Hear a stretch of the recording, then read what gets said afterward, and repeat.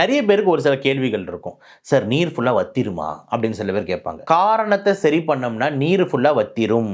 காரணம் சரி பண்ண முடியாத காரணமா இருந்தா நீர் திருப்பியும் ஃபார்ம் ஆகும் அப்படின்றது ஒரு இம்பார்ட்டன்ட் பாயிண்ட். அப்ப எக்ஸாம்பிள் டிபினா டிபி 100% குணப்படுத்த முடியும். அப்ப அதற்கு காரணம் வத்திரும். அப்ப நீர் திருப்பியும் வராது.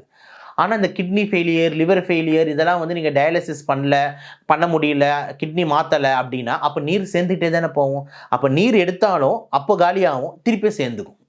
அப்ப இந்த மாதிரி பிரச்சனைகள் இருக்கு. அப்ப சில பேஷண்ட் கேட்பாங்க, அப்ப அந்த மாதிரி சேர்ந்துனே இருந்ததுன்னா ஏதாவது வலி இருக்கா சார்?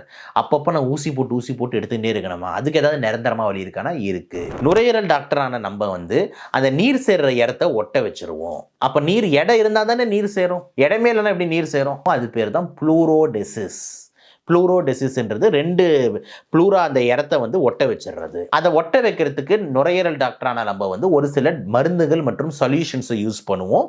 ஒரு சில கேன்சர் பேஷண்ட்டுக்கெல்லாம் ஒட்ட வைக்க முடியல, கொஞ்சம் கஷ்டமா இருக்கு அப்படின்னா ஐபிசின்ற ஒரு கருவியை உள்ள செலுத்திடுறோம். அப்படின்னா என்னன்னா இண்டிவிஜுவல் ப்ளூரல் கேத்தீட்டர் அப்படின்னு சொல்லுவோம். அதாவது என்னன்னா சின்னதா ஒரு எலிவாலோட சின்ன சைஸ், எலிவாலே சின்னது, அதோட ஒரு சின்ன சைஸ்ல ஒரு டியூப் பர்மனெண்டா உள்ள அப்படி சொருவி வெளியே ஒரு குழாய் மாதிரி வச்சு விட்டுரும். டெய்லி மார்னிங் எப்படி நம்ம யூரின் போறோமோ அந்த மாதிரி இதை ஒரு டேப் மாதிரி திறந்தாங்கன்னா உள்ள இருக்கிற நீர்லாம் வாடிரும், திருப்பி மூடிடலாம். இந்த மாதிரி ஐபிசி டிவைஸ்கள் இந்த கேன்சர் பேஷண்ட் ஸ்டேஜ் 4க்கு நம்ம பண்றது உண்டு.